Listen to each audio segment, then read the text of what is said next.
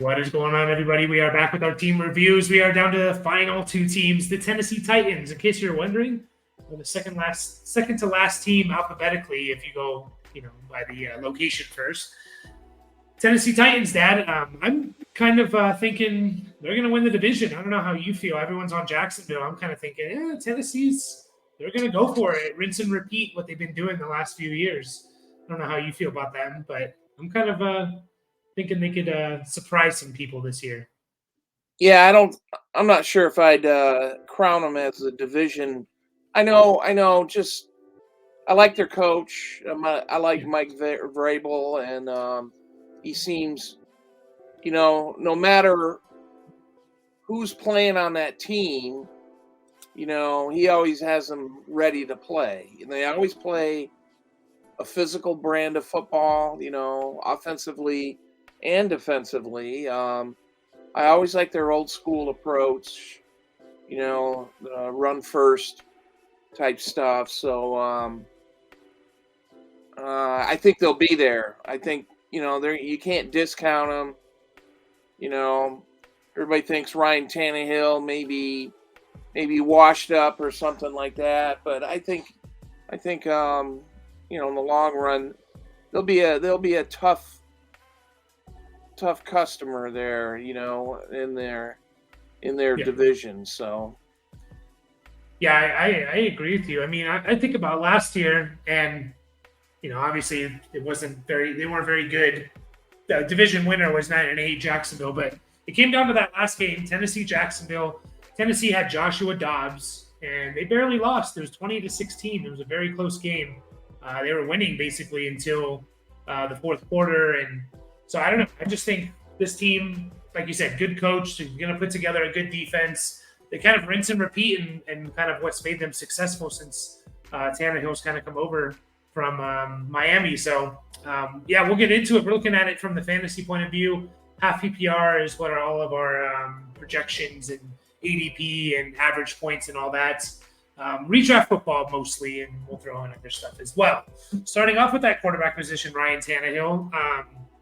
Like you said, everyone's kind of, they're writing his will and stuff like that. Tannehill's done, blah blah blah.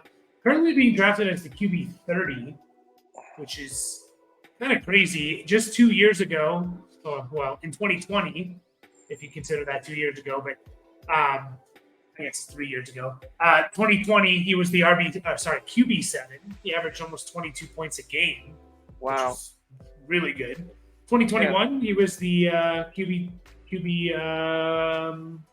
14. No, QB 12, and he averaged only 16 and a half points a game, but was the QB 12. Last year, down year, got hurt. Team just wasn't good. I really think they were missing AJ Brown. They had no threat in the passing game, like whatsoever, like nothing. I think Robert Woods was maybe their leading target getter, and then like Nick Westbrook-Akine was number two. So, Dad, how you feeling about Tannehill? Like, do you want him as a QB2, or do you think he's just going to be a waiver wire guy? Maybe he pops off. yeah. I wouldn't mind him as a QB2. I still think of him. I know. Last year he was hurt and wasn't quite a typical year, as you pointed out. I think, to me, he seems to be a little more reliable um, as a QB2 than some of the other players I can think of and stuff like that. So, hopefully on my team, I've tried him as a QB1 here and there, and it just never seemed to work out. I know, like you said, 2020 he threw for 3,800 yards and 33 touchdowns. Well, then we've had a slow decline, and I think if they have some receivers now where he can throw the ball to, and they've kind of semi reloaded in that area, but we'll talk about that when we get there. Yeah. And that 2020 season, he also rushed for 7 touchdowns. So he had 40 total touchdowns that year. If he threw, you said he threw for 33. So And 37. that was 38. 33 touchdowns. Yeah, you're right. and then he rushed for 7. So 40 total. If you play in 6-point per passing touchdown, it's 40 total touchdowns, which is really damn good. And that's not a fluke, by the way. He has 20 touchdowns in his 4 years over his 4 years in Tennessee. 2 years with 7, 1 with 5. I think last year he had 2. That's kind of the Derrick Henry effect on the goal line. Everyone sells out to stop Henry, and he just play action fake, bootleg, walks it in essentially. So, but Derrick Henry's still there, as we'll get to. Yeah, I mean, to me, he feels a little bit more like a waiver wire guy. Like maybe in a deeper league, you draft him as a backup, and then I can see him honestly being like, "Oh, pick up Ryan Tannehill. He's actually playing well." Like I can see this happening because, like you said, they've actually given him some weapons. Unlike last year. Last year, I mentioned it. Robert Woods was their leading receiver with 53 catches and 527 yards. Yeah, Austin Hooper was number 2 with 41 catches and 444 yards, tied with Treylon Burks with yards. Nick Westbrook-Akine was number 4. That's just bad, all bad. So terrible. That shouldn't be the case this year. Malik Willis is the backup. He's looked good. He's looked much improved from last year. He was not ready last year, and that was pretty clear. He looks improved, and he's slightly intriguing if Tannehill gets hurt because the guy can run. And running quarterbacks, we know, don't have to do much in the passing game. And I think they'll actually trust him this year and not start Joshua Dobbs instead of Malik Willis. So a name to keep in mind. Will Levis, unfortunately, he's been kind of hurt. Rookie, don't expect anything from him this year. He's third on the depth chart. He's been hurt. He's played in 1 preseason game, so maybe next year for Will Levis, who I think has a chance to be okay. The running backs, like we said, it's kind of rinse and repeat with the Titans. It's Derrick Henry back again. The Yeti, the King, whatever you want to call him. The guy's kind of superhuman. Last year was his second best year in total yards, almost 2,000 total yards, 1,936 total yards. He had 13 total touchdowns. He had a career high in catches and receiving yards last year. Derrick Henry was once again a stud. He came in as the RB3. Oh, that's in standard. He came in as the RB4 and half PPR, averaging almost 18 points a game. He averaged 0.6 points less than Christian McCaffrey. He averaged less than a point less than Austin Eckler. So, and this is in half PPR. So the dude's a stud. Dad, I'm going to just list some quarterbacks here, or running backs, and you tell me where you're stopping, who you're taking Henry over. So Christian McCaffrey, Austin Eckler, Bijan Robinson, those guys you're taking over Henry, I assume. Yeah, definitely. Saquon Barkley?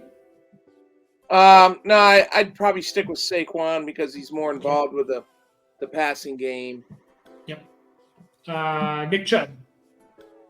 Yeah, now we start thinking about Derrick Henry. So right about this area, but I think I might. Pollard. Oh, sorry, go ahead. Yeah. Oh, definitely. I'd definitely go Derrick Henry before Tony Pollard. So okay. So yeah, you're looking at RB 5 or 6, depending on where you put him over Chubb. So what's nice about Henry this year is you can get an pretty insane discount if you still think he's going to produce this year. The biggest concern with Henry is he's 29 years old, which isn't super old, right? Like he's 29. It's not like he's 32. He's 29, and we've seen special players can last longer. Like we always talk about, 28, 29 is the cliff for running backs. Well, that's in general, yes, but there's not many Derrick Henrys out there, right? There's not many Adrian Petersons out there that can produce at an older age. So that's the concern with Henry. That's why you can get him at a discount. Also, the guy's had he's led the league in touches and carries 3 of the last 4 years. He has a lot of carries under his belt. He has 1,250 carries over the last 4 years. And that was with missing half a season, by the way. That's where the concern is. But if you think Henry's going to produce again, you can get him in the middle of round 2. Like you could realistically start off with Jamar Chase or Tyreek Hill and Derrick Henry, or Bijan and Derrick Henry. Like that's where you can get him, or Travis Kelce and Derrick Henry. So again, if you believe in him, you're getting an extreme value for him. So anything you want to say else on Derrick Henry? I mean, he's what a stud. He's had his last 4 years, 2019, 20, even 2021, he was, for half a season, he rushed for 937 yards. Then he got injured. So, yeah, and 10 touchdowns, and that was a half a year. I think he got hurt in the 8th game, or the 8th or the 9th game. So he was on his way to 1,800, 1,900 yard season, maybe even 2,000 again. So, and we all thought his demise was going to start last year. I know I did. And, he had 1,500 yards, 13 touchdowns. And, he was probably the only fantasy football producer on the Tennessee Titans last year. So,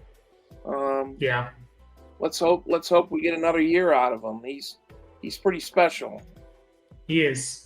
Yeah, in that 2021 season where he was missed half the season, he was still RB16 on the year, which is kind of crazy. For 8 games, yeah. For 8 games, and he was Jonathan Taylor was the RB1 that year. He was averaging over 2 points more a game, 2.5 points more than Jonathan Taylor that year. So, he was a stud. Was a stud last year, and again, it's not like he's 32. He's 29 the whole season. He doesn't turn 30 in September. He's 29 the whole season. So, a lot of carries, and the Titans are just going to feed the hell out of the guy. Like, this is, again, they're rinsing and they're repeating of what's made them successful the last 3 years. So, Tyjae Spears. Exactly. Tyjae Spears is a name. I think he's the RB2 over Hassan Haskins now. Rookie, I think 3rd round pick. Has looked good in the preseason. Was looking at it before. He had like a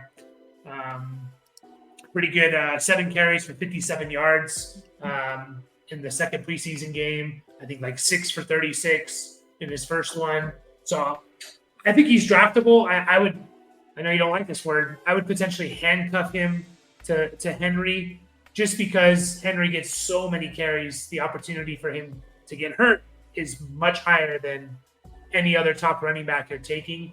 So if you have Tyjae Spears, handcuff him to Henry, I think you're sitting pretty there. Holy shit. I fully agree with you on this case. I don't like the word handcuff. That's just, I don't know. I'm not sure, what it really means, but I do see the meaning in this case. If you have Derrick Henry and Tyjae Spears, I think you're sitting pretty good. If Henry decides to wear out and or he gets hurt, then you can plug Spears in. I like Spears. We looked at him before we did a scouting of him. Before the NFL draft and stuff like that, and he I think he killed USC. And. He's 5'10", 5'10", 200 pounds. Perfect. That's a perfect running back dimensions and stuff like that. And this guy's pretty good. So, and I did. This morning I was reading, how a lot of the rookies have done in the preseason. They kind of ESPN went through and listed all the draft picks, rookies, and how they produced in the preseason. Pretty extensive data, and Tyjae Spears, they said he was looking great. So I don't think there's any reason to not think about taking this guy. I think he'll get some work. He could get 8-10 touches a game. Yeah. Yep. I agree with that. And yeah, I do think if Henry goes down, it's going to be wheels up with Tajay. Little light, but he's not Derrick Henry size. But I think he can do. And he's free. He's going 207th overall, so he's literally free. His last draft pick or whatever, second to last. So Hassan Haskins, Dad, I know you have a soft spot for him because he's at Michigan, kind of carried him. Not carried him, but he kind of beat Ohio State. Was one of the big reasons why they beat Ohio State a couple years ago there. He's had some legal issues come out. I think Tajay Spears has kind of passed them up on the depth chart, but it is also a name to keep in mind just in case Henry does get hurt, because he is, if you're looking at someone to replicate Henry, Hassan Haskins is more that kind of guy. 6'1", 220, much bigger back than Spears. We'll see. Keep an eye on it and how they use him. Go ahead. Yeah, he hasn't really. I don't know if he's got an opportunity, or it's like when he's in there, it just doesn't. Something doesn't look right, or I know I got an injury designation after his name, and I can't find out what's wrong with him, but it doesn't really matter. He's the third string running back. Yeah, he's more their kick returner. He did get that chance. They sat Henry in week 16 because the game was pointless. Didn't matter if they win or lose. What mattered was the Jacksonville game the next week. And so he had 12 carries, 40 yards, 2 catches, 13 yards. Says he's sitting out of practice, undisclosed injury. So that's not good. So yeah, maybe he might not be there come in a few days. So we'll see. Maybe, yeah. I mean, if that's the case, then Jonathan Ward, I guess, keep an eye on him. He's but anyways, we'll get to the receivers. I think the receivers are pretty easy. DeAndre Hopkins signed with them. I think a lot of people were disappointed. Hopkins, the tight end spot. I was actually okay with it. I think he can get a 30% volume target share here, which is what we want. Yeah, they might not throw it as much as Kansas City, but just look at what A.J. Brown did in that Tennessee offense. Like, it wasn't what A.J. Brown did in Philly last year, but it was still really good. Over 1,000 yards in 2 straight seasons, 900 yards in 2021. So, I'm okay with Hopkins with Tennessee because I just think that play action, I just think he's going to get a majority of the targets here, considering who's around him. I don't know if you feel the same, Dad, but Hopkins is definitely. Yeah. When he first signed there, I was kind of one of those. I was like, oh shit, I wish, I forgot what team I wanted him to go to. Maybe New England, I guess. And now as the preseason's progressed and everything else, I think I'm definitely thinking he's gonna have a DeAndre Hopkins year, of a few years ago in Arizona and Houston. There was a couple of years. Well, there was at least 5 years. He had well over 150 targets. There's one year in Houston he had 192 targets. Yeah, it was insane. I know that was in 2015, but I think he's gonna, they're gonna feed him the ball. He's a volume receiver, and let's hope it turns out well. I mean, even last year, 96 targets in 9 games. You do the math, that's 180 targets in a 17-game season. So he smacked. I didn't expect him. He basically came back from the suspension last year, hit the ground running. So he was a stud when he played last year. Injuries are a concern. He's been injured the last couple years. And he's 31, so keep that in mind.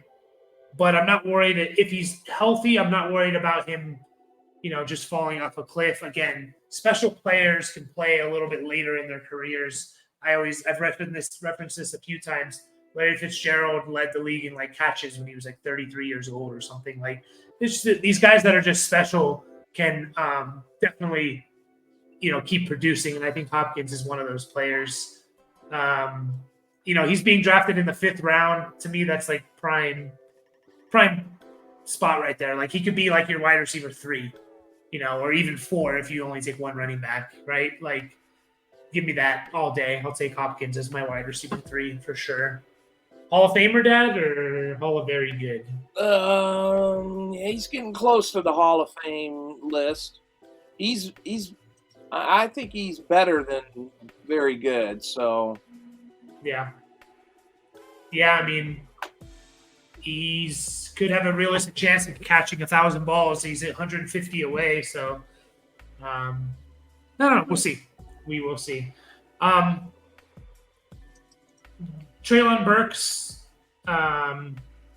first round pick last year, had he had a couple games where he flashed and you saw the potential. I liked him coming out of college, but there was issues. I think he had issues with just like the asthma stuff, just kind of not being ready for NFL level. And Mike Vrabel was one of those old school coaches. Like, he's not just going to hand the keys over to you if you're not ready, type of thing. And it kind of came clear. He got hurt again. What was it? LCL sprain in about 10 days ago. So that's a concern. We're not even sure if he's going to be ready week 1. I don't know. Where are you at with Treylon Burks, Dad? Like, are you going to draft him if he falls a couple rounds from where? I'll tell you, he's being drafted wide receiver 41, 102nd overall, which translates to a 9th round pick. Do you want him in the 9th round? Do you want him in like the 11th round? What do you? Jeez, I don't know, man. I'd like to hear the injury, a better injury designation, than other than your knee is hurt. I might pass on this guy, really, because I know there's other wide receivers. Well, yeah, I mean, that's the thing. Go ahead. Sorry. Yeah, so I'm passing on him. Yeah, you mentioned the other wide receiver things, like guys like Gabe Davis, Brandon Cooks, Cortland Sutton, even like a Michael Thomas, who I think has a lot of upside. These guys are going around him. It's really tough to justify Treylon Burks over those guys, in my opinion. Even like an Elijah Moore, Zay Flower, even like a Juju, like who I think is just kind of a safe wide receiver 2, wide receiver 3 type of player. Like all these guys, I feel like it's tough to justify Treylon Burks over. So if he falls around a round and a half, okay, I'll take him. But you line him up with all those guys I just listed, I'm not taking him over those guys. Maybe next year, dude. Maybe. What I want to see from him is just flash. You want like show some improvement, show some like potential there, stay healthy type of thing. So Kyle Phillips, maybe he'll be a waiver wire ad in the season, but you don't really need to worry about him drafting him. No one else really on this wide receiver core. I don't even know any of those guys. I know none of those guys. I'm looking at all the backups and stuff like that, and I'm like, I have no idea who these guys are. So Westbrook Akinen has been there a couple years. Racy McMath, I like his name, but Racy, yeah, Racy McMath. Yeah. The tight end Chig Okonkwo, people were very high on Chig, and then Hopkins signed, and people have fallen off of Chig. I'm still okay with Chig personally. I think he's super talented, very athletic. I think he's one of those tight ends that doesn't need he's not like a Tyler Higbee that needs 70 catches to be relevant. Like he could be a 50 catch explosive type of player. Chig really came on kind of the end of last year. It looks like weeks 13 through 18, Chig was the tight end 8 in half PPR, averaged a little over 8 points a game. So yeah, I mean, I'm fine with Chig. Like I generally wait on tight end and take one of these 10th, 11th, 12th round guys, and that's kind of where Chig's going in the 11th round. I think I'm not worried about Hopkins. Yeah, go ahead. Yeah, I think Tannehill uses the tight end also. Yeah. So I think he has in the past, and so it's something. It's definitely something pay attention to. So I have heard some upside about this guy. So we'll see. Everything has to click well for the Tennessee Titans offense, though. So Yeah, he's one of those new age tight ends where he's more like a big receiver than a tight end or a small. He's 6'2", 240, 245. Like that's not big for a tight end. That's big for a receiver. Super athletic. I will say this: he led a very small sample size because he didn't have too many targets. But in terms of yards per route run last year, he led all tight ends in yards per route run. And I always reference this: yards per route run is a pretty good telling stat that leads to fantasy production. Here are the top tight ends in yards per route run. It's Chig, and then Kelsey, Andrews, Goddard, Kittle, Pitts, Freiermuth, Hawkinson, Waller. Like these are all names right? You switch it over to the receivers, it's going to be Jefferson, Chase, Cooper Kupp. These are the guys that are going to be Tyreek Hill, Justin Jefferson, Jalen Waddle, A.J. Brown, Stephon Diggs, Devontae Adams, Chris Olave, Cooper Kupp, Amon-Ra St. Brown, and CeeDee Lamb are the top 10.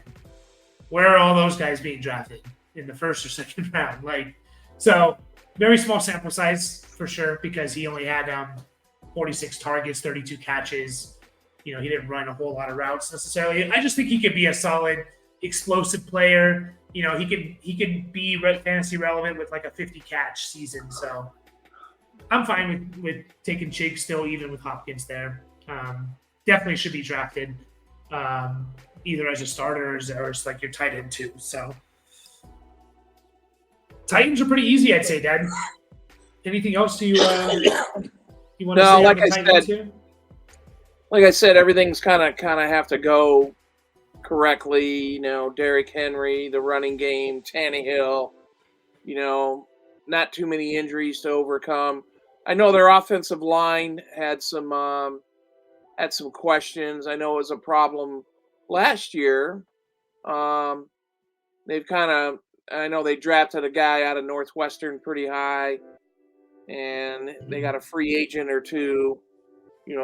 They've attempted to reload the offensive line, so all of that has to be good. Of course, with all teams it does too, but yes, indeed. I think they win the division because everyone's on Jacksonville, and I think they win the division. So, but yeah, we're gonna finish up there. As always, like the video and subscribe, and we're back with the last team, the Washington Commanders. Should be football team because that name is way